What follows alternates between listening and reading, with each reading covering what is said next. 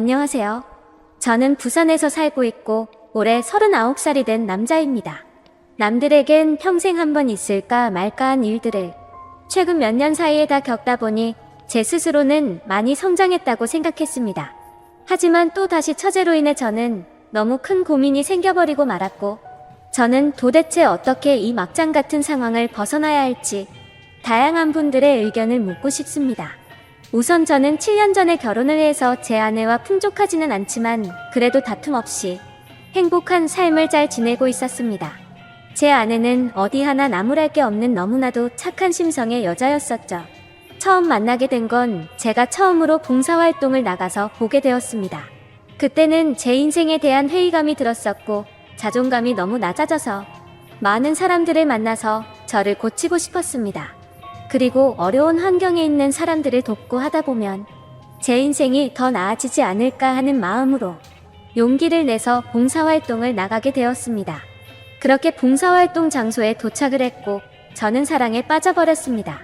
그게 바로 제 아내였죠. 아내는 맑고 고운 미소로 어린아이들을 돌보고 있었고 햇빛에 비친 미소는 정말 눈이 부실 정도로 아름다웠습니다. 저는 그렇게 첫눈에 푹 빠져버리고 말았죠. 지금 생각해도 눈물이 날 정도로 너무 아련했었던 기억이네요. 하지만 그녀에게 쉽게 다가갈 수가 없었습니다. 저는 가진 것도 별로 없었고 외모도 남들보다 별로 뛰어나지 않은 그저 평범한 사람이거든요. 그리고 그 당시에는 되는 일이 하나도 없어서 자존감이 바닥을 치고 있을 때였죠. 저는 생전 처음 봉사활동을 오다 보니 너무 뻘쭘한 나머지 어색하게 가만히 있었습니다. 그러자 갑자기 제게 다가온 그녀는 또 다시 미소를 지으며 인사를 건넸죠. 처음 오시냐고 물었고 그렇지 않아도 일손이 부족했는데 잘 부탁드린다면서 악수를 건네더군요. 손을 마주 잡는 순간 저는 제 인생을 이 여자와 평생 하고 싶다라고 생각을 했습니다. 하지만 생각만 그럴 뿐 저는 용기가 없었습니다. 그저 조용히 말도 없이 묵묵히 일만 했고 남자답지 못하게 숙기도 없었죠. 그렇게 봉사활동을 시작한 지도 3개월이 지나갔을 무렵 그녀가 제게 묻더라고요. 이렇게 꾸준히 나오시는 분이 드문데 정말 성실하신 것 같다더군요. 그러더니 언제 한번 식사라도 대접해야 하는데 라고 말을 하더라고요. 그 말을 듣자 저도 모르게 오늘 식사하면 되지 않을까요? 라고 말이 나와버렸습니다. 말을 내뱉어버린 순간 아차 싶었고 쥐구멍이라도 숨고 싶은 심정이 들었죠. 그런데 너무 의외로 그녀는 웃으면서 안 될 거 없죠 라며 제게 미소를 지어주더군요. 그날 저와 그녀는 처음으로 단둘이 식사를 하게 되었고 예전보다 훨씬 가까운 사이가 되어가고 있었습니다. 제법 말도 하면서 장난도 치고 할 무렵 저는 어느 정도 성격이 예전보다 밝아진 게 느껴졌죠.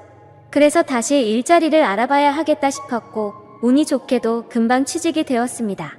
앞으로 회사 일을 하면 봉사활동을 나오기가 어려워진 상황이었고 저는 그녀에게 용기를 내서 고백을 하게 되었습니다.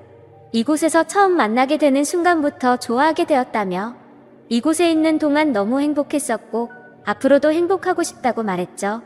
그러자 제 진심이 통했는지 한참을 고민하다가 제 고백을 받아주었고 저와 그녀는 연애를 시작하게 되었습니다. 생각보다 연애 기간은 그리 길지 않았습니다. 저는 애초부터 이 여자와 평생을 함께하고 싶었기 때문도 있었죠.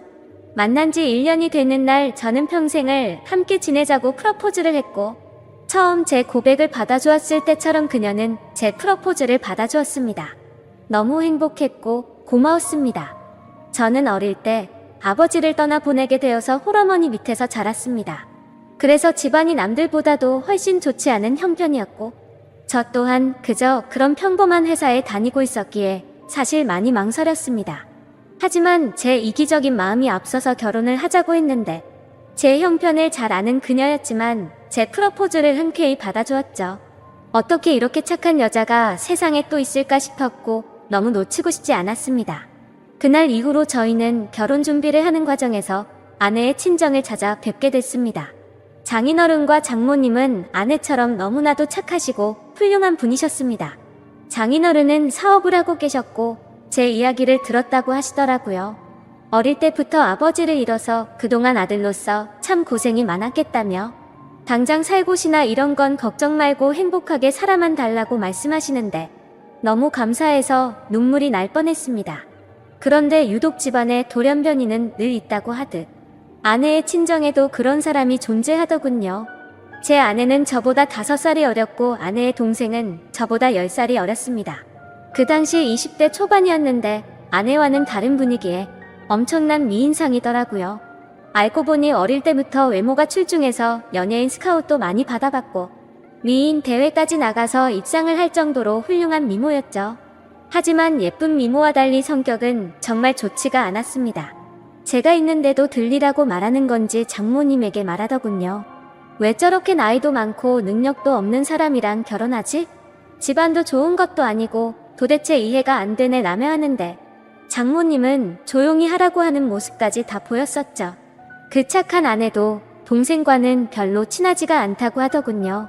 나이차가 많이 나서 그런 건지 동생은 자신의 얘기를 잘 듣지 않는다고요. 예쁜 미모 때문에 항상 남자들이 주변에 붙어 다녔고 학창시절에는 늘 싸움을 제일 잘하는 남자들만 만나고 다녔다고 하더군요. 그래서 아내는 셀 수 없이 많은 설득해봤지만 절대로 달라지지가 않아서 더 이상은 설득이 안 된다라는 걸 느낀 뒤로는 가깝게 지내지 않는다고 했습니다. 그러면서 처제가 어떤 소리를 해도 저보고 이해해달라고 미안하다고 말하더군요. 아무쪼록 그런가 보다 했었고 저와 아내는 꿈에 그리던 결혼식을 하게 되었습니다. 지금 생각해도 제 인생의 가장 행복한 때를 꼽으라면 바로 그날이었죠. 그렇게 저희는 행복한 날들을 보내고 있었고 저와 아내를 닮은 이세를 낳아서 기르자고 얘기를 하던 때였습니다. 하지만 하늘이 무너질 만큼 충격적인 소식이 전해지고 말았죠. 결혼을 한 지 2년 만에 제 아내는 불의의 교통사고를 당하게 되었고 정말 생각하지도 못했던 일이 벌어졌기에 너무 큰 충격과 슬픔에 잠겨버렸습니다. 저와 제 아내는 정말 그 누구보다도 서로를 사랑했습니다. 갑자기 외톨이가 되어버린 저는 숨을 쉬는 것조차 힘이 들었고 나쁜 생각까지 해버릴까 할 정도로 힘이 들었죠. 하지만 저만 바라보고 살아오신 어머니를 생각하면 차마 불효를 저지를 수가 없었습니다. 그렇게 저는 인생을 놓아버린 듯이 살아갔습니다. 기계처럼 회사만 다녀오고 갈 뿐이었죠. 그러다가 어느 날 술을 마시고는 그냥 로또나 당첨돼서 편하게 살고 싶다라는 생각이 들더군요. 그런 마음을 먹은 뒤로 저는 1년이 넘게 어머니의 용돈과 최소 생활비를 제외하고는 무조건 로또를 사는데 돈을 다 썼습니다. 그 결과 3등까지는 3번 정도가 됐지만 2등은 단 한 차례도 나오지가 않더군요. 그래도 많은 걸 내려놓고 하다 보니 마음만큼은 편했습니다. 이뤄도 그만이라는 생각으로 시작했기 때문이죠. 그러다 결국 하늘이 제게도 기회를 주었죠. 1등이 당첨이 되었는데 정말 그때는 너무 놀라서 말도 못했습니다.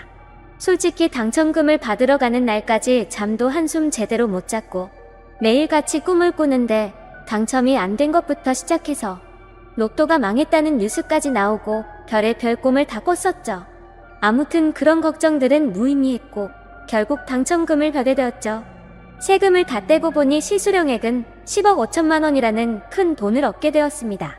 막상 그런 큰 돈이 생기니까 이걸 어디다 어떻게 써야 할지 감이 안 오더라고요. 하지만 가장 먼저 돈을 쓰게 된 곳은 제 아내의 납골당을 더 좋은 곳으로 옮긴 거였죠. 너무 슬펐습니다. 아내가 있었을 때 이런 좋은 일이 있었으면 원하는 걸 다 해줬을 텐데 싶어서 눈물이 펑펑 나더군요. 그날 이후로 저는 회사를 그만두게 되었고 제 어머니의 집을 조금 더 좋은 곳으로 옮겨드렸습니다. 그리고 나서 앞으로 어떻게 살아갈지 생각을 해봤죠. 남은 금액으로는 평생 먹고 살기에는 무리였기에 젊은 시절 생각해보던 요식업을 해보는 게 어떨까 생각을 하게 됐습니다. 그렇게 어차피 내 돈이 아니었다 생각하고 과감히 많은 돈을 투자해서 식당을 열게 되었습니다. 사업에 경력이 없어서 많이 서툴렀지만 남들처럼 열심히 했습니다. 그래서 처음에는 많이 남던 잔반들이 점점 줄어드는 걸 느꼈고 갈수록 손님들이 늘어나서 소소한 행복들을 느끼고 있었죠. 그렇게 남들과 다르지 않은 생활을 해오던 중 갑자기 장모님에게서 연락이 오게 되었습니다. 장인어른이 쓰러지셔서 연락을 할까 말까 망설이다가 연락을 했다고 하시더라고요. 저는 너무 서운해서 말씀드렸죠. 언제는 아들이라고 하시더니 이런 걸 고민하시냐며 당장 병원으로 찾아갔습니다. 장인어른은 의식이 없으셨던 상태셨고 자초지종을 들어보니 사업이 힘들어지면서 요 근래에 스트레스를 많이 받으셨답니다. 결국에는 상황이 힘들어지다 보니 직원들이 대거 이탈을 하게 됐고, 그 와중에 믿었던 사람에게 돈을 융통하려다 사기까지 당하게 되셨답니다. 그 충격으로 며칠 동안 앓으시다가 결국 쓰러지셨다고 말씀하시더라고요. 그래서 저는 장모님의 손을 꼭 잡고 제가 여유 자금이 있으니 도움을 드린다고 했죠. 장모님은 절대로 받을 수 없다며 자신의 딸로 인해 제가 얼마나 힘든지 잘 안다면서 어떻게 그 돈을 받겠냐며 눈물을 흘리셨죠. 저는 오랜 설득 끝에 장모님께 결국 돈을 드리게 되었습니다. 하지만 결국 아들처럼 저를 대해주시던 장인어른은 끝끝내 버티지 못하시고 세상을 떠나시게 되었죠. 결국 제가 해드린 돈과 장인어른의 보험금을 합쳐서 겨우 빚쟁이 신세는 면하게 되었습니다. 그 과정에서 제가 많은 도움을 드리느라 항상 친정에 하루가 멀다 하고 드나들었고, 처제도 자주 마주하게 되었었죠.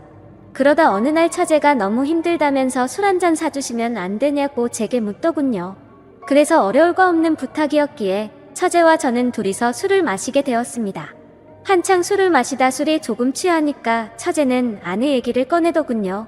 언니에게 너무 못했던 게 매일 생각났고 시간을 되돌릴 수 있다면 잘하고 싶다고, 착한 언니를 왜 빨리 데려갔는지 하늘이 원망스럽다며 펑펑 울더라고요. 그러면서 예전에 제게 잘못했던 부분들도 너무 미안했다며, 철이 없어서 했던 짓이지만 형부에게 상처를 준 걸 생각하면 자기 자신이 너무 밉다고 울면서 말하는데, 그 말에 저는 처제의 진심이 너무 와닿았습니다. 그래서 그날 이후로 저는 처제를 다시 보게 되었습니다. 얼굴만 예쁠 뿐만 아니라 본래 성격은 역시나 부모님과 아내를 닮아서 착한 사람이었구나 라고 생각했죠. 그리고 나서 처제와 많은 대화들을 나누었습니다. 많은 대화를 나누다 보니 그동안 서먹했던 사이가 조금은 풀어지는 듯 했고, 말을 이어가다가 처제는 제게 질문을 했죠. 갑자기 왜 이렇게 돈이 많냐고 묻더군요. 저는 그래서 약간은 당황했지만 거짓말로 대답을 했습니다. 왠지 로또 당첨이 되어서 벼락부자가 됐다라고 말하기는 창피한 마음이 들었던 거죠. 그냥 예전에 묵혀두었던 주식이 조금 올라서 그걸로 사업을 시작했는데 운이 좋게도 장사가 잘 되고 있다고 말했습니다. 지금 돌이켜 생각해보면 그때 장사가 잘 된다고 했던 그 말이 제 인생에 있어서 천추의 한이 될 거라고는 생각조차 못했습니다. 여하튼 그날 술자리를 계기로 처제와 저는 종종 밥도 먹고 술도 마시게 되었죠. 그러다 결국 인간으로서 절대로 해서는 안 될 실수를 저지르고 말았습니다. 제 인생에 있어서 너무 후회가 되는 일이었죠. 다른 날과 다름없이 처제와 술을 마시게 되었습니다. 그 당시에는 처제에게 용돈을 주고 지냈었기에 그날도 제가 술값을 계산하려고 했죠. 그런데 갑자기 처제가 일해서 돈을 벌었다며 자기가 술을 산다고 하더군요. 처제가 일한다는 소리는 못 들어서 의아하긴 했지만 고집을 꺾지는 못했습니다. 그러더니 대신 저보고 다음 술자리를 사라고 해서 얼떨결에 그러겠다고 했죠. 근데 문제는 제가 술이 그렇게 세지가 않았다는 겁니다. 그래서 항상 한 자리에서만 마시고 헤어지다가 처음으로 술을 더 마시러 가게 되었습니다. 그날따라 처제는 평소와 다르게 계속해서 제게 술을 권하더라고요. 그러다 저는 화장실을 가게 되었고 밖에서 남자들이 하는 얘기를 들었습니다. 왜 저렇게 예쁜 여자가 저런 남자랑 있지? 남자가 돈이 많나 보지, 뭐 이런 식의 대화였습니다. 저를 깎아내리는 소리였지만 내심 능력 있는 사람으로 보는구나 싶어서 기분이 크게 나쁘지는 않았습니다. 자리로 돌아가서 보니 처제는 누가 봐도 예쁘구나 싶었습니다. 물론 당연히 처제가 예쁘다는 건 잘 알고 있었죠. 미인 대회에서 입상할 만큼 예뻤던 외모였고 항상 관리를 잘해왔던 터라 군살도 없었으니까요. 근데 평소와 달리 처제도 많이 취했던 건지 계속 저에게 스킨십을 하고 기대려고 하더라고요. 맨 정신이었으면 뭐 하는 짓이냐고 했을 테지만 저도 술이 많이 취해서 미쳐버린 건지 처제의 모습이 여자처럼 보이기 시작했습니다. 그러다 술을 마시는 내내 손을 꼭 잡고 있다가 결국에 둘이서 넘어서는 안 될 선을 넘게 되었죠. 그날 이후로 처제와 저는 사귀자라는 얘기만 하지 않았을 뿐 연인과 다름없이 만나게 되었습니다. 아내 생각에 절대 이건 아니다 싶었고 이런 관계를 그만하자고 만나서 얘기하려고도 해봤습니다.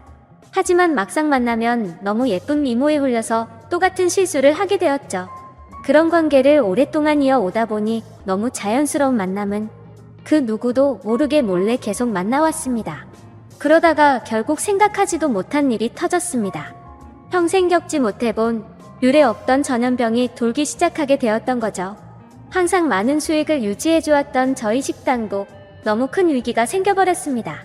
하루에 매출 300만 원은 찍던 가게가 하루아침에 30만 원으로 벌되자 그때부터 상황은 너무 심각하게 돌아갔던 거죠. 몇 년 동안 이런 적이 없었기에 모아뒀던 돈들은 시설 재투자로 많은 자금을 지출한 상태였었고 가만히 숨만 쉬어도 나가는 돈이 어마어마했습니다.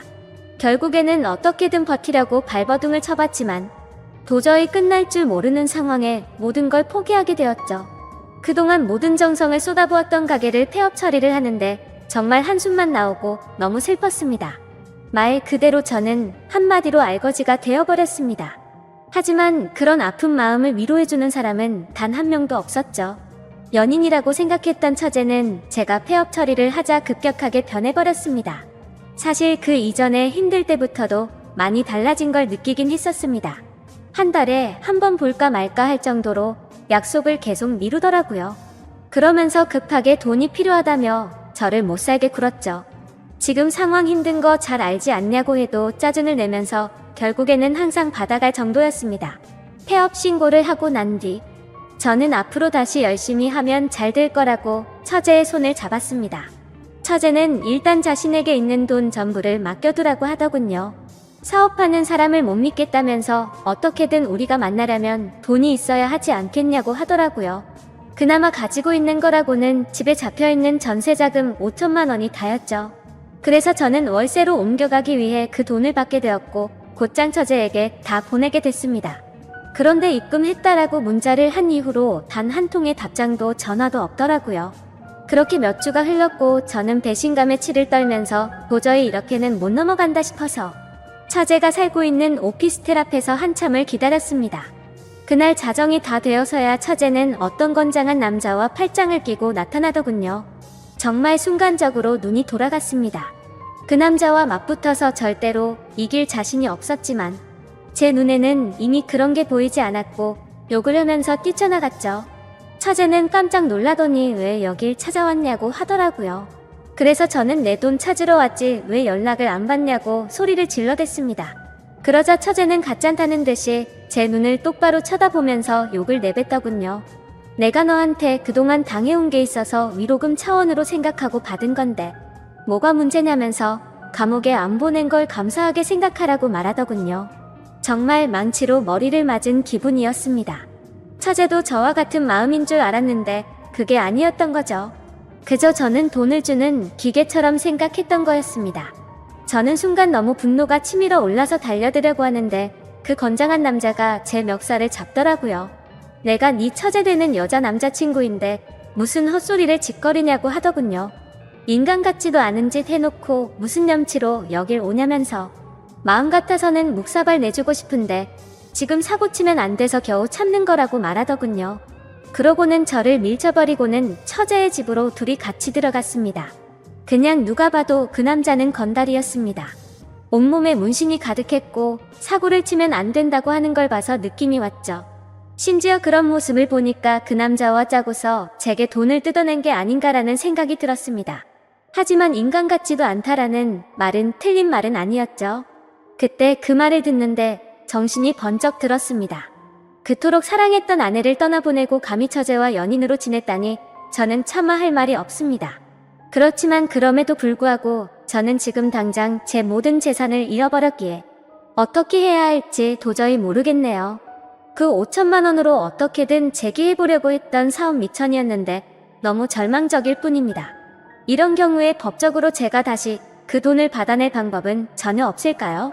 그리고 솔직하게 말해서 돈도 돈이지만 이러면 안 되지만 처제가 그놈과 붙어 있을 걸 생각만 해도 너무 화가 나고 가슴이 터질 것만 같습니다.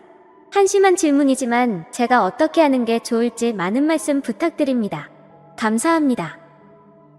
고모는 제가 여자친구를 사귀지 않는 것을 보고 제가 성 정체성에 문제가 있다고 생각했습니다. 그래서 그녀는 자신을 희생해서라도 저를 바로잡기로 결심했습니다. 그날 밤 고모는 저와 한 침대에서 자겠다고 고집했습니다. 안녕하세요. 저는 인천에 살고 있는 30살 남자입니다. 오늘 저의 이야기를 나누고 그에 대한 소중한 의견을 듣고자 합니다. 제 사연이 다소 복잡할 수 있지만 최대한 간단하게 설명드리겠습니다. 저는 5살 때 아버지를 병환으로 잃었습니다. 그 후 어머니는 2년 뒤 재혼을 하셨는데 새아버지의 가정폭력과 어머니의 임신으로 인해 저는 할아버지와 할머니 댁으로 가게 되었습니다. 그 집에는 저보다 6살 많은 고모가 있었습니다. 다만 이 고모는 할머니의 친딸이 아니었고 어릴 적부터 친동생처럼 지내던 사촌 여동생의 막내딸이었습니다. 쉽게 이야기하자면 저는 7살 때부터 할머니 댁에서 저와 칠촌되는 저보다 6살 많은 고모와 함께 지내며 자랐습니다. 고모는 저에게 늘 친절하고 다정하게 대해주었고 그 덕분에 저는 그녀를 매우 따랐습니다. 고모와 저는 함께 많은 시간을 보냈습니다. 그녀가 중학교와 고등학교에 다니는 동안 저는 아직 어린아이였지만 고모는 언제나 저를 잘 챙겨주었고 저희는 마치 친남매처럼 가까운 사이였습니다. 하지만 제가 사춘기에 접어들면서 여성에 대한 동경이 생기기 시작했고 고모는 제 환상의 대상이 되었습니다. 저는 이런 생각이 옳지 않다는 것을 잘 알고 있었지만 마음을 다스리기는 쉽지 않았습니다. 학교에서 돌아올 때마다 고모가 입은 짧은 반바지와 티셔츠 그리고 그녀의 하얗고 긴 다리가 제 눈앞에 아른거릴 때마다 저는 어쩔 수 없이 여러 상상을 하곤 했습니다. 그녀의 외모와 몸매는 흠잡을 데 없이 완벽했습니다. 마치 갓 만들어진 도자기처럼 아름다웠습니다. 고모는 늘 밝고 명랑한 성격을 가지고 있었고 주변 사람들에게도 인기가 많았지만 제가 그녀가 남자친구를 사귀는 모습을 본 적은 한 번도 없었습니다. 어쩌면 그런 이유 때문에 저는 고모에게 더욱 끌렸는지도 모릅니다. 고모가 대학에 들어간 후 우리는 떨어져 지내게 되었지만 주말에 가끔씩 집에 내려오곤 했습니다. 그래서 주말에 고모가 집에 온다는 소식을 들으면 저는 친구들과의 약속을 깨고서라도 집에 일찍 들어가곤 했습니다. 고모와 함께 있는 시간이 저에게는 무엇보다 소중했기 때문입니다. 고모는 대학 졸업 후 인천에서 출퇴근이 가능한 직장을 구했고 다시 집으로 들어오게 되었습니다. 할머니와 할아버지의 연세가 많아지면서 이제는 사람의 손길이 더 많이 필요한 시점이 되었기 때문입니다. 고모가 다시 집으로 들어오면서 저는 기쁘면서도 복잡한 감정을 느꼈습니다. 고모와 함께 지내는 시간이 늘어나면서 저는 고모에 대한 마음을 억누르기가 더욱 힘들어졌습니다. 고모는 여전히 저에게 친절하고 따뜻하게 대해주었고 저는 그런 고모의 모습에 더욱 이끌렸습니다. 하지만 마음 한편으로는 이런 감정이 옳지 않다는 것을 잘 알고 있었기에 스스로를 자책하기도 했습니다. 고모가 집으로 돌아온 후 우리는 예전처럼 함께 시간을 보내게 되었지만 저는 점점 더 고모에게 감정적으로 얽매이는 자신을 느끼게 되었습니다. 그 후 제가 성인이 되어 이런 감정을 억누르며 군대에 가게 되었습니다. 솔직히 말하자면 군대로 도피한 것이죠. 고모와 만날 기회가 줄어들면서 제 안에 있던 이러한 왜곡된 감정들도 점차 사라지기 시작했습니다. 군대에서의 생활은 저에게 생각할 시간을 주었고 그동안 쌓여있던 혼란스러운 감정들도 차츰 정리되었습니다. 고모는 그동안 저에게 모든 사랑을 주었고 부모가 없는 상황에서도 저는 외로움을 크게 느끼지 않고 지낼 수 있었습니다. 저와 어머니는 가끔 연락을 주고받았고 1년에 한두 번씩 만났지만 그 외의 시간에는 따로 만나지 않았습니다. 새아버지가 저를 탐탁지 않게 여겼기 때문에 저는 그 집을 나온 이후 다시 들어간 적이 없습니다.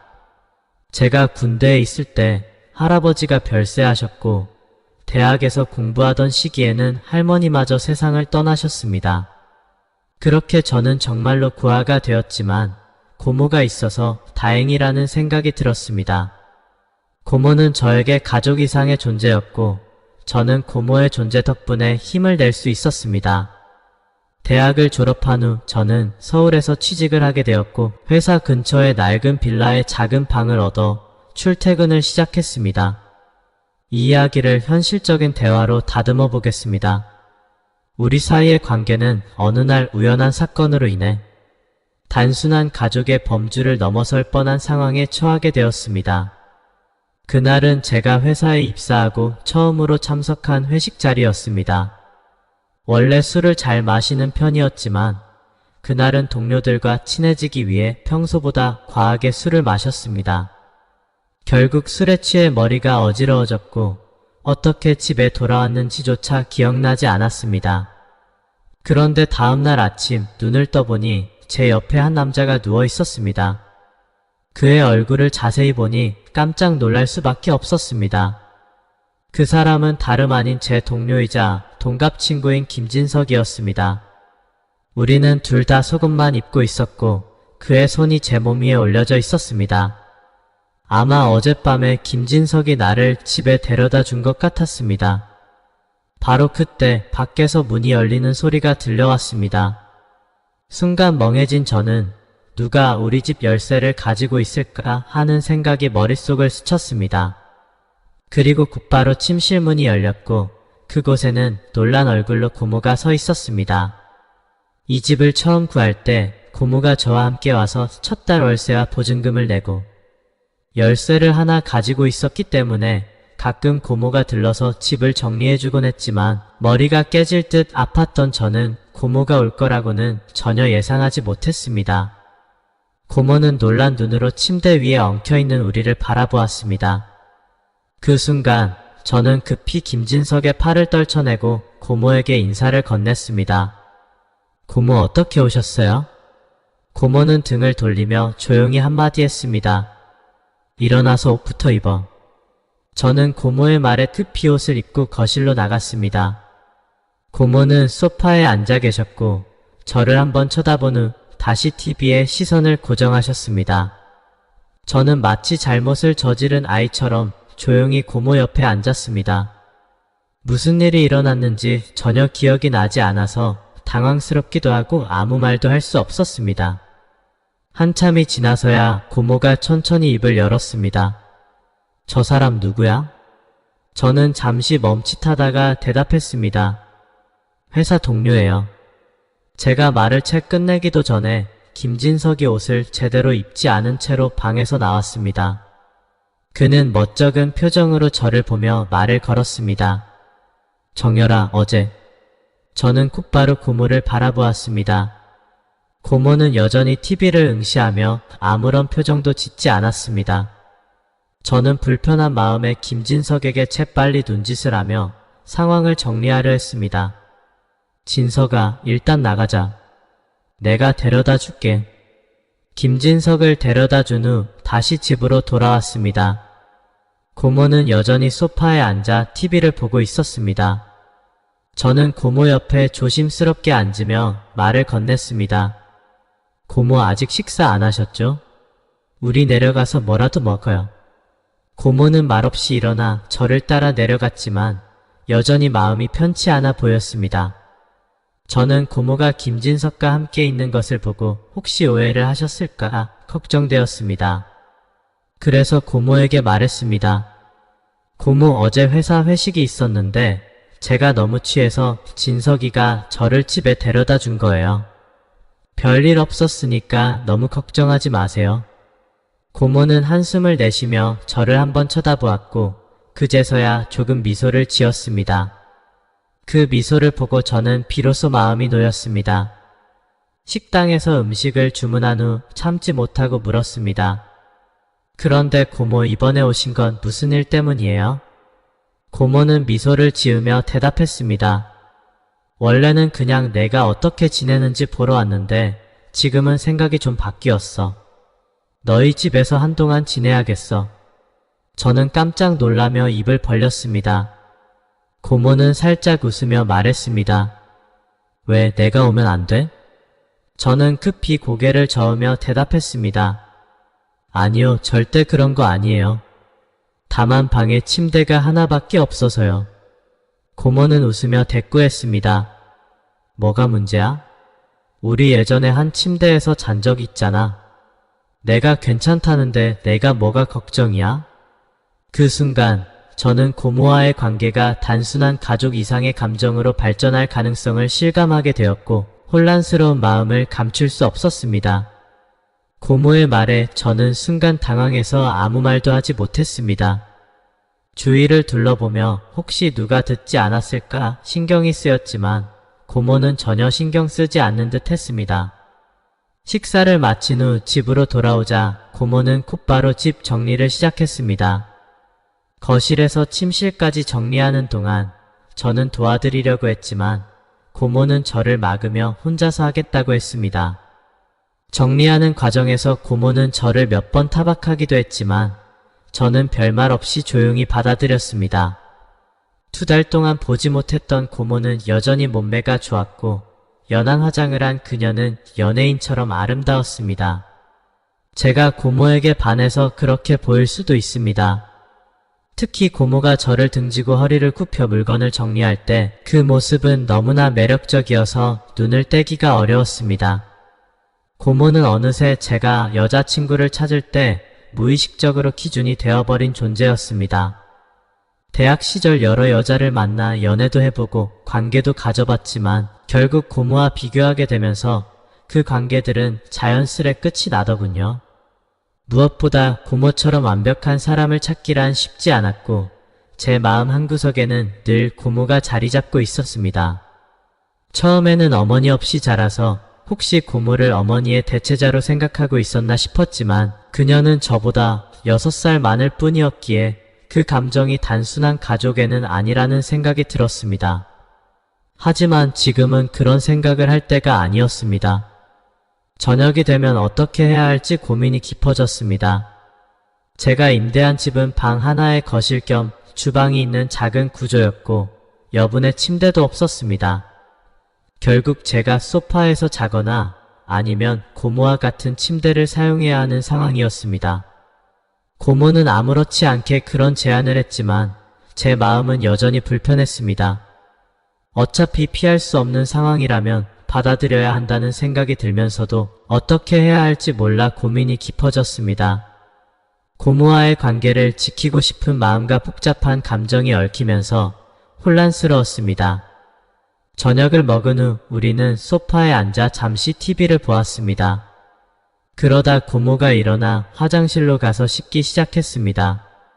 저는 소파에 앉아 어쩔 줄 몰라 하며 계속 생각에 잠겼습니다. 화장실에서 들려오는 물소리를 들으며 고모가 샤워를 하고 있다는 생각에 마음이 더욱 복잡해졌습니다. 어릴 때는 고모와 같은 침대에서 잔 적이 있었지만 그건 초등학교 때 이야기입니다.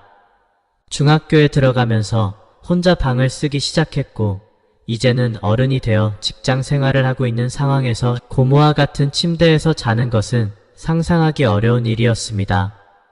고모는 오랫동안 제가 동경해온 사람이었고 이제는 성인이니 이 상황이 불편한 것은 어찌 보면 당연했습니다. 이건 마치 불장난을 하는 것과도 다름없었습니다. 하지만 이 상황을 어떻게 넘길지에 대한 고민은 여전히 해결되지 않았습니다. 고모와의 관계를 지키고 싶다는 마음이 커졌지만 그만큼 더 조심해야 할 필요성을 느꼈습니다. 그러던 중 고모가 샤워를 마쳤는지 물소리가 멈췄고 저는 급히 화장실 문 쪽을 보고 있던 시선을 돌려 TV를 보는 척했습니다. 그런데 고모가 화장실에서 나왔을 때 저는 그만 고개를 돌려 고모를 바라보고 말았습니다. 그리고 그 순간 거의 코피가 나올 뻔했습니다. 고모는 갑자기 머물기로 결정했기 때문에 잠옷을 준비하지 못한 상태였습니다. 그래서 고모는 수건만 둘러싸고 나왔는데 머리는 아직 물기가 남아 물이 뚝뚝 떨어지고 있었습니다. 그 수건은 크지도 않았고 호텔에서 제공하는 두꺼운 수건도 아니었습니다. 오히려 얇은 수건이라 고모의 중요한 부분만 겨우 가리고 있었습니다. 그녀의 배국 같은 피부와 아름다운 가슴 라인 그리고 겨우 엉덩이만 가려서 길쭉하고 탄력 있는 맨다리가 저를 유혹하고 있었습니다. 나는 그 순간 완전히 얼어붙었습니다. 누구라도 내 시선이 뭔가 이상하다는 것을 느낄 수 있었겠지만 고모는 전혀 개의치 않는 듯한 태도로 머리를 정리하며 저에게 말했습니다. 빨리 씻고 와. 난 먼저 잘게. 그렇게 말하고 고모는 방으로 들어갔습니다. 저는 한참 동안 그 자리에 멍하니 서 있다가 겨우 일어나 화장실로 갔습니다. 화장실에서 무려 30분을 보낸 후 간신히 용기를 내어 밖으로 나왔습니다. 침실로 갈지 거실에서 잘지 고민했지만 결국 거실에서 자는 것이 옳다고 생각했습니다. 아무리 제가 고모에게 알 수 없는 감정을 느끼고 있다고 하더라도 고모는 저의 가족이었습니다. 칠촌이라 혈육관계가 아니라고는 하지만 고모는 어릴 때부터 저를 돌봐준 사람이고 저는 그를 가족으로 여겨왔습니다.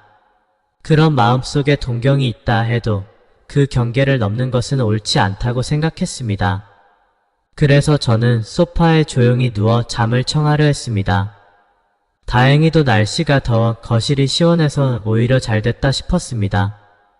이대로 밤이 조용히 지나가길 바랐는데 갑자기 침실 문이 열리는 소리가 들렸습니다. 깜짝 놀라 급히 일어나 앉아보니 고모가 제 흰 티셔츠를 입고 문가에 서 있었습니다.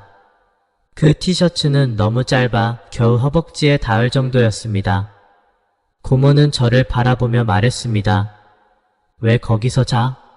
편하게 침대에서 자. 저는 당황해서 멋쩍게 웃으며 대답했습니다. 고모 그냥 거실이 시원해서 여기서 자려고 했어요. 괜찮으니까 고모는 편하게 주무세요. 하지만 고모는 천천히 다가와 제 팔짱을 꼈습니다. 그 가까움이 저를 당황하게 했습니다.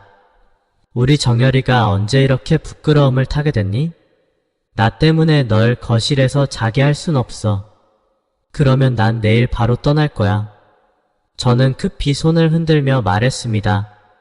아니에요, 고모. 정말이에요. 그냥 거실이 시원해서 그랬던 거예요. 다른 뜻은 없어요. 고모는 여전히 고집스럽게 말했습니다. 됐어, 어서 들어가서 자.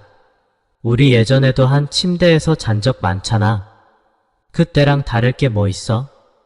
고모의 말에 저는 더 이상 어떻게 거절해야 할지 몰라 결국 고모가 이끄는 대로 침실로 들어갔습니다. 침대에 누운 후 방이 갑자기 낯설게 느껴졌습니다. 고모는 침대 한쪽에 앉아 간단히 머리를 정리한 후 옆에 누웠습니다. 제 심장은 쿵쿵 뛰기 시작했고 고모의 체온이 느껴질 정도로 가까워서 저는 어쩔 줄 몰라 했습니다. 고모는 옆으로 누워 고개를 받치고 저를 바라보았습니다. 저는 이 어색한 분위기를 깨기 위해 불을 끄려고 했습니다. 그 순간 고모가 저의 동작을 멈추며 말했습니다. 잠깐 불 끄지 마. 정열아, 내가 물어볼 게 있어. 저는 얼굴이 붉어진 채로 고모를 바라보며 대답했습니다. 고모 물어보세요. 고모의 갑작스러운 질문에 저는 당황했습니다. 너 좋아하는 사람 있어? 고모가 이렇게 물을 줄은 전혀 예상하지 못했고 순간적으로 고모의 얼굴이 떠올랐습니다. 무의식적으로 고개를 끄덕였다가 곧바로 그 행동이 잘못되었음을 깨닫고 급히 고개를 저었습니다. 고모는 웃으며 물었습니다. 그게 무슨 뜻이야? 있다는 거야, 없다는 거야? 너 혹시 남자를 좋아하는 건 아니지? 오늘 김진석 말이야. 고모의 이 말에 저는 깜짝 놀라 침대에서 떨어질 뻔했습니다. 김진석이요? 고모 무슨 말씀을 하시는 거예요? 제가 어떻게 남자를 좋아하겠어요? 오해세요. 동료일 뿐이에요. 저는 급히 손을 흔들며 말했습니다. 저는 고모의 얼굴을 살피며 변명했지만 고모는 여전히 의심스러운 표정을 지었습니다. 저는 점점 더 긴장했고 목소리는 점점 작아졌습니다. 제가 무엇을 더 말해야 할지 몰라 당황해하고 있을 때 고모가 다시 말했습니다. 내가 남자를 좋아하지 않는다고 말했으니 그걸 나한테 증명해봐. 저는 순간 멍해졌습니다. 어떻게 증명하라는 거예요? 고모는 그저 맑고 투명한 눈동자로 저를 바라보며 미소를 지었습니다. 그녀의 말에 저는 어찌할 바를 몰라 했고 어색한 침묵 속에서 시간이 흘렀습니다. 결국 더 이상 이 불편한 상황을 견딜 수 없어 저는 조심스럽게 물었습니다. 고모 왜 그러세요? 그러자 고모는 갑자기 등을 돌리며 웃으며 말했습니다. 됐어. 그냥 놀려본 거야. 빨리 자. 갑작스러운 끝맺음에 저는 또다시 당황했고 어쩔 수 없이 전등을 끄고 잠을 청하려 했습니다. 하지만 어둠 속에서도 고모의 존재가 제 곁에 있다는 사실이 머릿속에서 떠나지 않았습니다. 어릴 때 제가 고모를 고모라고 부르지 않았더라면 얼마나 좋았을까? 그런 생각이 들었습니다. 고모의 고른 숨소리를 들으면서도 저는 쉽게 잠들지 못했습니다. 밤이 깊어지고 나서야 겨우 잠이 오기 시작했지만 그때 고모가 갑자기 몸을 돌려 제 쪽으로 몸을 기댔습니다. 저는 전기가 통하는 것처럼 온몸이 굳어버렸고 꼼짝도 할 수 없었습니다. 간신히 찾아온 잠은 순식간에 사라졌고 저는 다시 깨어 있었습니다. 고모의 얼굴이 가까이에서 보였고 그녀의 숨결이 제 얼굴에 닿는 것이 느껴졌습니다. 고모의 입술이 제 입술에 가까워지자 저는 순간적으로 욕망에 휩싸였지만 동시에 안 돼, 내가 미쳤어, 이러면 안 돼 라는 생각이 머릿속을 가득 채웠습니다. 저는 급히 고개를 돌려 다른 쪽을 바라보며 억지로 잠을 청하려고 했습니다. 고모의 반쪽 몸이 제 몸에 닿아 있었고 저는 그 가까움에 더 긴장했습니다. 그러다 잠이 들었는데 꿈속에서 저는 고모와 연인이 되어 침대에서 함께 있는 장면을 꿈꾸었습니다. 꿈속에서 고모의 존재가 너무 생생하게 느껴졌고 그 감정에 몰입한 나머지 무의식적으로 손에 힘을 주어 고모의 가슴을 움켜잡았습니다. 그 순간 작은 신음소리가 들려왔습니다. 저는 깜짝 놀라 눈을 떴고 그제서야 제가 실제로 고모의 가슴을 움켜잡고 있었다는 것을 깨달았습니다. 고모는 아파서 잠결에 소리를 낸 것이었습니다. 순간 놀란 저는 급히 손을 떼고 고모의 얼굴을 살폈지만 다행히도 고모는 다시 깊은 잠에 빠져 있었습니다. 저는 놀란 마음을 진정시키려 했지만 그 일이 일어난 후 잠은 완전히 달아나 버렸습니다. 조용히 숨을 고르며 그저 이 상황이 빨리 지나가길 바랐습니다. 다음날 아침 한 줄기 햇살이 제 얼굴에 닿으며 저를 깨웠습니다. 저는 눈을 뜨자마자 고모가 옆에 없는 것을 보고 급히 고개를 돌렸지만 이미 고모는 일어나 있었습니다. 저는 거실과 부엌으로 나갔고 고모가 아침 식사를 준비하는 모습을 보았습니다. 하지만 그 순간 저는 다시 한번 제 마음속에서 저도 모르게 욕설이 튀어나올 뻔했습니다. 고모는 여전히 저의 흰 티셔츠를 입고 있었고 저는 그녀가 그 티셔츠만 입고 있는 건 아닌지 의심스러웠습니다. 그 생각에 피가 솟구치는 것을 느꼈습니다. 고모는 제가 뒤에 있는 것을 느꼈는지 고개를 돌려 저를 바라보았습니다. 저는 얼굴이 화끈거려 급히 시선을 돌리고 거실 쪽으로 걸어갔습니다. 고모는 웃으며 말했습니다. 벌써 일어났네? 아침 준비는 아직 안 끝났어. 저는 어색하게 웃으며 대답했습니다. 네, 일어났어요. 주말에도 저는 일찍 일어나요. 고모는 미소를 지으며 말했습니다. 그럼 씻고 와. 아침 거의 다 됐어. 말을 마친 고모는 다시 돌아서서 아침 준비를 계속했습니다. 저는 고모의 아름다운 뒷모습을 다시 한번 감상했습니다. 잠시 후 저는 화장실로 들어갔고 문을 열자마자 벽에 걸린 보라색 레이스 천조각이 제 눈을 사로잡았습니다. 그것은 고모의 속옷이었고 아직 물방울이 떨어지고 있었습니다. 저는 다시 한번 마음이 설레며 생각했습니다. 고모가 지금 혹시 속옷을 입지 않고 있는 거 아니야?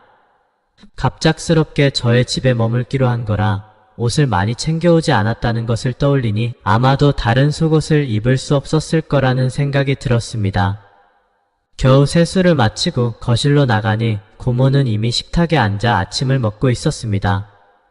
어서 와서 먹어. 고모가 저를 불렀습니다. 저는 고개를 끄덕이며 식탁으로 다가갔지만 무의식적으로 식탁 아래를 바라보았습니다. 하지만 고모는 다리를 꼭 모은 채 앉아 있었고 저는 아무것도 볼 수 없었습니다. 제가 자리에 앉아 고모는 제게 샌드위치와 우유를 차려주었습니다. 정열아, 얼굴이 왜 이렇게 빨개졌니? 혹시 어젯밤에 고모가 이불을 뺏어서 감기라도 걸린 거 아니야? 고모가 물었습니다. 저는 급히 고개를 저으며 대답했습니다. 아니에요. 아침에 세수하고 나서 그런 것 같아요. 괜찮아요. 그렇게 말하며 저는 고개를 숙이고 음식을 먹기 시작했고 더 이상 고모의 얼굴을 볼 용기가 나지 않았습니다.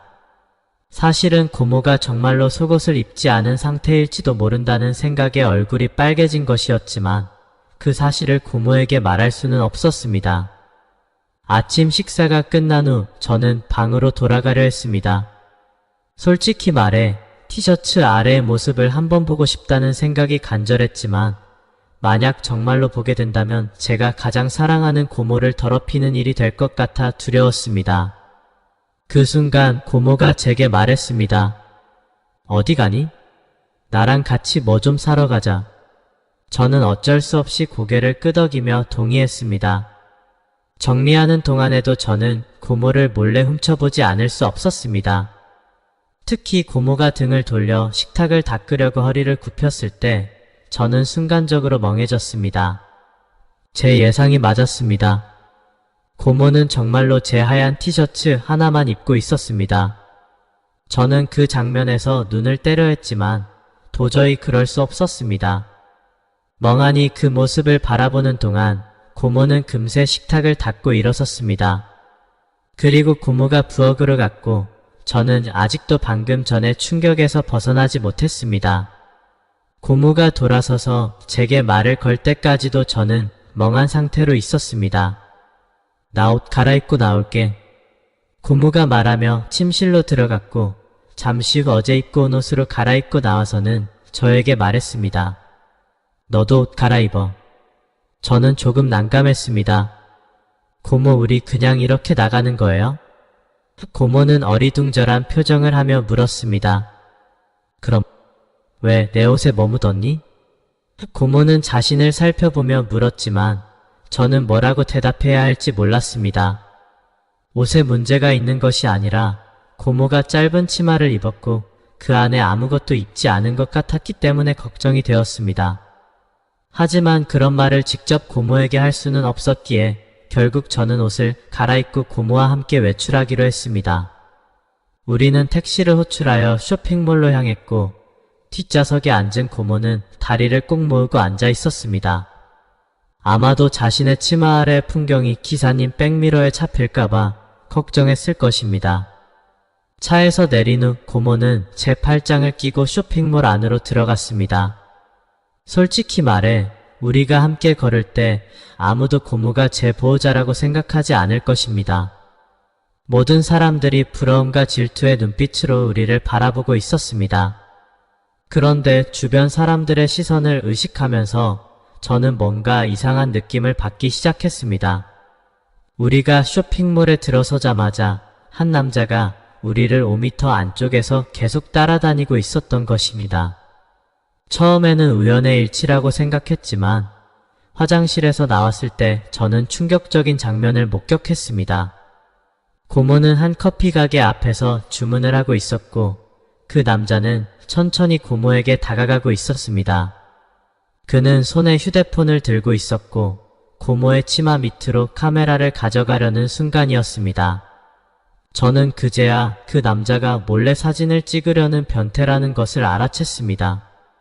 우리가 쇼핑몰에 들어선 순간부터 그는 우리를 노리고 있었던 것입니다. 저는 곧바로 앞으로 달려가 그가 반응하기 전에 그의 손을 잡아챘습니다. 이 미친 변태야, 감히 몰래 사진을 찍으려 하다니. 변태 남자는 당황하며 얼굴에 놀란 표정을 띄었습니다. 뭐라고? 무슨 헛소리를 하는 거야? 난 그런 짓 안 했어. 고모도 상황을 알아차리고 놀란 얼굴로 저를 바라보며 물었습니다. 정열아, 무슨 일이야?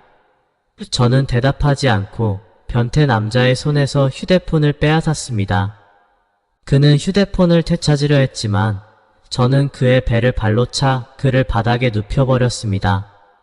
그는 고통에 찬 채로 바닥에 쓰러졌고 저는 그의 잠금이 해제된 휴대폰을 열어 사진첩을 확인했습니다. 고모도 고개를 내밀어 휴대폰을 들여다보았습니다.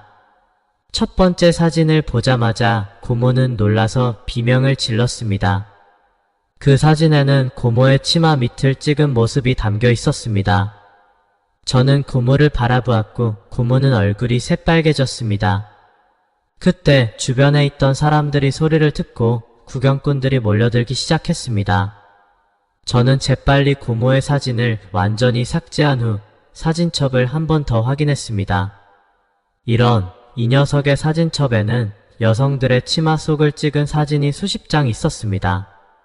보안 요원도 곧바로 다가와 상황을 파악했습니다. 저는 보안 요원에게 상황을 설명하고 변태 남자를 경찰에 넘겨야 한다고 말했습니다. 보안 요원들은 곧바로 그를 경찰에 인계하기 위해 움직였고 경찰이 도착할 때까지 그를 붙잡고 있었습니다. 경찰이 도착한 후 저는 변태 남자가 여성들을 몰래 찍은 수많은 사진들을 보여주었습니다. 경찰은 그를 체포하고 고모와 저는 경찰서로 가서 진술을 마쳤습니다. 경찰서에서 나온 후 고모는 여전히 충격을 받은 상태였습니다. 고모는 조용히 제 옆에 서서 아무 말도 하지 않았습니다. 아마 제가 그 사진을 본 것 때문에 부끄러워하는 것 같았습니다. 저 역시 무슨 말을 해야 할지 몰라 침묵을 유지했습니다. 이때 누군가 먼저 말을 꺼내면 오히려 어색해질 것 같았습니다. 결국 고모가 참지 못하고 먼저 입을 열었습니다. 정열아, 고모가 원래는 잠시 머물다가 가려고 했는데 오늘 아침에 옷을 다 빨았더니 갈아입을 옷이 없더라. 그래서 오늘 몇 벌 사려고 했는데. 고모는 얼굴에 어색한 표정을 지으며 저를 바라보았습니다. 저도 당황스러운 얼굴로 고모를 바라보며 고개를 끄덕일 수밖에 없었습니다.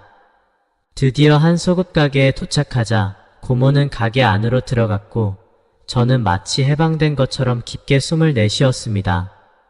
잠시 후 고모는 새로 산 옷을 담은 봉투를 들고 나왔고 그중 일부를 제게 건네며 말했습니다. 잠깐만 기다려. 그러고는 화장실로 가서 옷을 갈아입고 나왔습니다. 다행히도 아까의 어색한 분위기는 어느 정도 풀렸고 고모는 다시 제 팔짱을 끼고 쇼핑을 계속했습니다. 고모는 갈아입을 옷을 2벌 더 샀고 저에게도 2벌을 사주었습니다. 저는 거절하려 했지만 고모가 끝까지 사주겠다고 해서 어쩔 수 없이 받아들였습니다. 집에 도착했을 때는 이미 오후 6시가 넘었습니다. 주변 사람들은 여자와 함께 쇼핑하는 것이 가장 힘들다고들 말하죠. 오늘은 이 말을 새롭게 정의해야 할 것 같네요. 비록 다리가 욱신거릴 정도로 아프지만 피곤하다는 느낌은 전혀 들지 않았습니다. 고모와 함께 쇼핑을 하는 것은 오히려 즐거운 일이었습니다. 하지만 고모는 달랐습니다. 집에 도착하자마자 소파에 지쳐 쓰러지듯 누워버렸습니다. 오랜만에 쇼핑하니 정말 피곤하다. 고모는 저를 바라보며 말했습니다. 정열아, 와서 내 다리 좀 주물러줘. 다리가 너무 아파.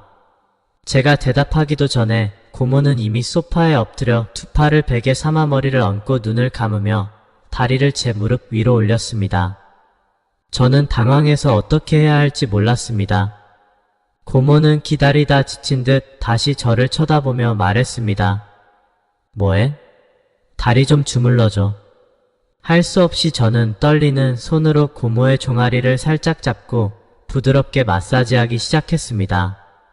제 손이 고모의 피부에 닿는 순간 고모의 몸이 살짝 경직되는 것을 느꼈습니다. 하지만 제가 계속해서 마사지를 하자 고모도 점차 긴장을 풀고 편안해졌습니다. 잠시 후 제가 계속 종아리만 마사지하고 있는 것을 본 고모는 불만스럽게 말했습니다. 조금 더 위로. 종아리만 하지 말고. 저는 어쩔 수 없이 고모의 말대로 손을 조금 더 위로 옮겼습니다. 하지만 그저 무릎 근처에서 맴돌기만 했습니다. 그런데 고모는 계속해서 더 위로 가라고 했습니다. 저는 점점 더 난감해졌습니다. 더 위로 가면 결국 허벅지까지 가게 될 텐데 고모의 요구를 거절할 수 없어 결국 손을 허벅지 쪽으로 옮겼습니다. 역시나 예상대로 고모의 허벅지 감촉은 매우 좋았습니다. 저는 얼굴이 빨개졌고 손이 닿을 때마다 신중하게 움직였습니다. 고모를 불쾌하게 할까봐 조심스러웠습니다. 15분이 지나자 저는 마치 몸이 폭발할 것만 같았습니다. 계속 자세를 바꾸며 고모가 제 어색한 모습을 눈치채지 않도록 노력했습니다. 고모 이제 됐죠? 고모는 만족스러운 표정으로 조금 더 해줘. 정열아, 내 손이 정말 시원해. 오늘 제대로 즐겨야겠어. 좀 더 위로 가봐. 저는 순간 멍해졌습니다. 이거 정말 큰일 나는 거 아닌가? 고모는 단호하게 말했습니다. 뭘 그렇게 망설여? 그냥 위로 올라가면 되잖아. 저는 결국 고모의 말대로 계속 위로 손을 옮겼습니다. 하지만 이번에는 정말로 보지 말아야 할 곳을 보지 않으려고 애썼습니다. 그런데도 상황이 점점 더 어려워졌습니다. 제 손은 이미 고모의 짧은 치마가 겨우 가릴 수 있는 경계선에 가까워졌습니다. 그때 고모가 다시 한마디 했습니다. 조금 더 위로. 그 말에 제 손동작이 순간 멈췄습니다. 이거 정말 큰일 날 상황 아닌가? 저는 고모의 요구에 따라 손을 조금 더 위로 올리려 했지만 사실상 거의 움직이지 않았습니다. 그렇게 고모와의 미묘한 줄다리기가 이어졌습니다. 그리고 고모가 다시 한번 위로 더 움직이라고 할 때 휴대폰 벨소리가 울렸습니다. 저는 마치 구원을 받은 것처럼 급히 말했습니다. 고모, 저 전화 좀 받을게요. 고모가 대답할 새도 없이 저는 휴대폰을 들고 방으로 달려 들어갔습니다. 방에 들어서는 순간 마치 호랑이의 입에서 벗어난 기분이 들었습니다. 고모는 저와 위험한 장난을 하고 있는 게 분명했습니다. 제가 조금이라도 자제력을 잃으면 그 결과는 상상조차 하기 어려웠습니다. 전화를 확인하니 발신자는 김진석이었습니다. 이때만큼은 그의 전화가 이렇게 적시에 걸려온 것이 얼마나 다행스러운지 모를 정도였습니다. 전화를 받자마자 그는 고모에 관한 이야기만 늘어놓았습니다. 저는 속으로 이 녀석 혹시 고모를 마음에 두고 있는 거 아니야? 라고 생각하며 그의 말을 끊고 전화를 끊어버렸습니다. 저는 방에서 나가기가 두려웠습니다. 다시 고모가 다리를 마사지해 달라고 하면 그 다음에 무슨 일이 벌어질지 정말 모르겠다는 생각이 들었습니다. 방에 앉아 한숨을 내쉬며 잠시 진정하려 했습니다. 방금 전의 상황이 머릿속에서 지워지지 않았고 고모가 저와 위험한 장난을 치려는 것 같다는 생각에 마음이 불안해졌습니다. 진짜 큰일 날 뻔했어.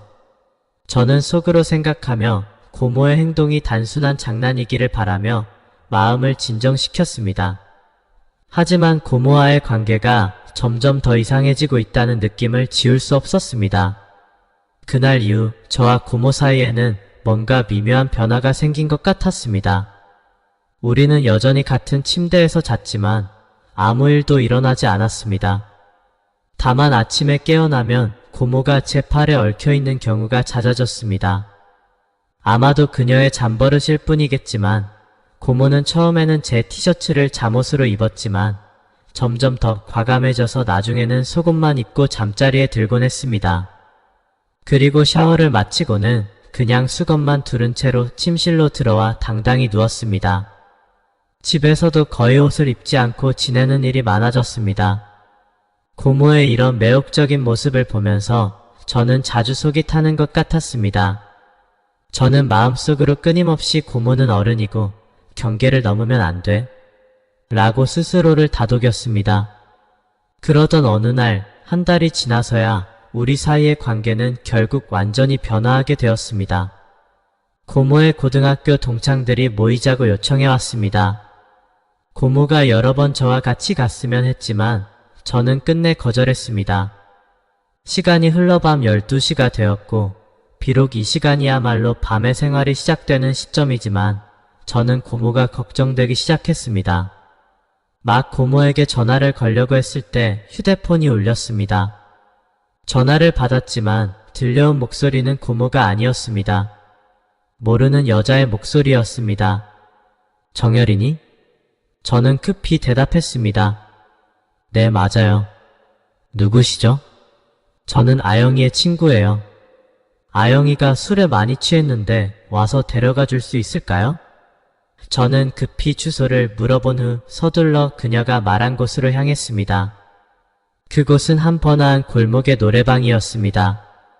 노래방의 룸으로 들어가자마자 제 눈에 들어온 것은 고모와 나이가 비슷한 매력적인 여성들이었습니다. 그들 중 몇몇은 이미 취해 소파에 누워 잠들어 있었습니다. 고모도 그 중 하나였습니다. 방 안에 있던 한 여성이 저를 보고 의아한 표정으로 음악을 껐고 저는 고모를 데리러 왔다는 것을 설명했습니다. 그러자 방 안에 있던 모든 여성들의 얼굴에 미소가 떠올랐습니다. 아, 내가 우리 아영이의 조카구나? 정말 많이 컸네. 내가 놀러 갔을 때 너는 아직 어렸는데. 다른 한 여성이 말했습니다. 맞아. 아영이 이렇게 잘생긴 조카를 우리에게 보여주지도 않고 혹시 우리가 경쟁자가 될까봐 걱정한 건가? 이들 중 몇몇 여성들은 낯이 익었고 예전에 만난 적이 있는 것 같았습니다. 저는 그저 어색하게 웃으며 이미 술에 취해 정신을 잃은 고모를 부축해 노래방을 나왔습니다. 겨우 집에 도착해 저는 고모의 하이힐을 조심스럽게 벗겨주었습니다. 눈길이 자연스럽게 그녀의 예쁜 발에 머물렀고 그 후 저는 시선을 위로 올렸습니다. 이제 어떻게 해야 하지? 옷을 벗겨줘야 하나? 라고 고민하고 있을 때 고모가 잠결에 중얼거리기 시작했습니다. 정열아, 우리 집에 도착했니? 저는 대답했습니다. 네, 고모. 이제 쉬세요. 하지만 고모는 흐릿한 눈으로 저를 바라보며 제가 누구인지 확인하려는 듯 했습니다. 저는 미소를 지으며 말했습니다. 고모, 저예요. 집에 도착했으니 걱정하지 마세요. 그런데 그 순간 고모가 갑자기 제 목을 끌어안고 얼굴을 가까이 가져왔습니다. 저는 얼어붙고 말았습니다. 긴 속눈썹이 가까이에서 보였고 고모의 향기가 제 코로 스며들었습니다. 정열아, 정말 너 맞아? 네, 맞아요, 고. 제가 말을 마치기도 전에 갑자기 제 입술에 차갑고 부드러운 감촉이 느껴졌습니다. 정신이 번쩍 들었지만 머릿속은 하얗게 변했습니다. 고모가 먼저 키스를 했다니 이게 무슨 상황이지? 저는 어찌할 바를 모르고 당황했지만 이를 꽉 물고 마지막 방어선을 지키려 했습니다. 하지만 이 방어선은 그리 강하지 않았고 고모의 부드러운 공세에 곧바로 무너져 버렸습니다. 저는 고모의 키스에 응답하기 시작했습니다. 그런데 고모가 갑자기 제 옷을 벗기기 시작했고 이어서 자신의 옷까지 벗으려 했습니다. 저는 여전히 얼어붙은 채 이 모든 것을 받아들이며 무엇을 해야 할지 전혀 몰랐습니다. 이정열, 너 지금 뭐하고 있는 거야? 고모는 가족이야. 이럴 순 없어. 정신 차려야 해. 제 머릿속에서는 계속해서 이 목소리가 울려 퍼졌습니다. 결국 마지막 순간에 저는 정신을 차리고 고모의 행동을 막았습니다. 고모, 안 돼요. 이러면 안 돼요. 저는 그녀가 듣고 있는지 알 수 없었지만 급히 말했습니다. 처음에는 고모가 술에 취해 이성을 잃은 것이라 생각했지만 제가 자리를 뜨려고 할 때 고모는 큰 눈을 뜨고 저를 바라보았습니다. 고모는 전혀 취한 것 같지 않았습니다. 오히려 그녀는 매우 또렷해 보였습니다. 저는 참을 수 없어 물었습니다. 고모, 깨어 있었어요? 고모의 입가에 미소가 번지며 대답했습니다. 응, 깨어 있었어. 제 머릿속은 혼란스러웠습니다. 고모가 깨어 있었단 말이야? 그럼 방금 했던 행동은 술에 취해서가 아니었단 말인가? 솔직히 말해 그 순간 저는 화가 나기도 했습니다. 왜 이런 행동을 하신 거예요? 제가 화난 듯한 목소리로 묻자 고모는 천천히 몸을 일으키며 대답했습니다. 이렇게 하지 않으면 내 성적 취향을 바꿀 수 없으니까. 저는 깜짝 놀라며 되물었습니다. 제 성적 취향요? 고모는 저의 성적 취향에 문제가 있다고 생각한 것이었습니다. 하지만 곧 생각해보니 그 이유를 이해할 수 있었습니다.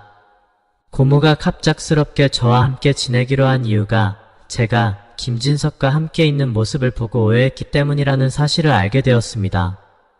그 후 고모가 저에게 좋아하는 사람이 있느냐고 물었을 때 저는 고모를 좋아하는 감정을 숨기지 못해 대답을 얼버무렸고 이로 인해 고모는 저에 대해 더욱 걱정하게 된 것 같았습니다. 저는 고모에게 웃으며 말했습니다. 고모 걱정하지 마세요. 제 성적 취향에는 문제가 없어요. 그날 김진석과는 정말 술에 취해서 같이 잠들었을 뿐이에요. 그러나 고모는 제 말을 듣고 조용히 고개를 끄덕이며 한 발 더 나아가 물었습니다. 정열아, 그건 그렇다 치고 너 혹시 나 좋아하니? 그 질문에 저는 갑자기 마음이 얼어붙는 듯한 느낌을 받았습니다. 고모는 제 대답을 기다리며 계속 말을 이어갔습니다. 아마 너는 나를 항상 가족으로만 생각했겠지. 하지만 사실 우리 사이에는 혈연 관계가 없잖아. 내가 성인이 된 후 나도 모르게 너에게 특별한 감정을 느끼기 시작했어. 그래서 너와 함께 있고 싶어졌어. 고모의 말을 듣고 저는 혼란스러웠습니다. 고모는 제게 가족 이상의 특별한 감정을 느끼고 있었던 것입니다. 하지만 제가 대답하지 않자 고모는 다가와 제 눈을 똑바로 바라보며 말했습니다. 정열아, 이제 더 이상 전통적인 생각에 얽매이지 마. 우리가 혈연 관계가 없는데 왜 함께 할 수 없겠어? 나는 내가 나를 좋아한다는 것도 알고 있어. 그러니까 우리 관계를 더 발전시키면 어떨까? 고모의 말은 저를 깊은 생각에 빠지게 했습니다. 저는 고모를 좋아했습니다. 하지만 그녀가 가족이라는 사실이 그 감정을 복잡하게 만들었습니다. 그러나 그녀의 진지한 눈빛을 보며 저는 마음속에 혼란이 조금씩 정리되기 시작했습니다. 결국 저는 고모를 바라보며 조금은 떨리는 목소리로 말했습니다. 아영, 난 당신을 사랑해요. 당신을 평생토록 지키고 사랑할 거예요.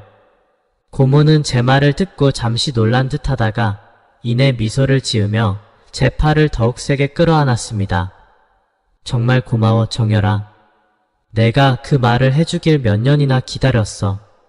우리는 그렇게 서로의 마음을 확인하게 되었고 그날 밤 우리는 함께 처음으로 마음을 열고 서로에게 그리움을 속삭이며 뜨거운 밤을 보냈습니다. 그리고 함께할 미래를 그려나가기로 결심했습니다. 그 후 저는 다시 인천의 집으로 들어갔고 지금은 고모와 매일 행복한 날들을 보내며 서로 의지하고 살아가고 있습니다. 우리의 관계는 특별하고 남들이 쉽게 이해할 수 없는 것일 수도 있겠지만 우리는 서로를 진심으로 사랑하고 아끼며 앞으로 나아가기로 했습니다. 오늘의 사연은 여기까지입니다. 재미있게 보셨다면 구독과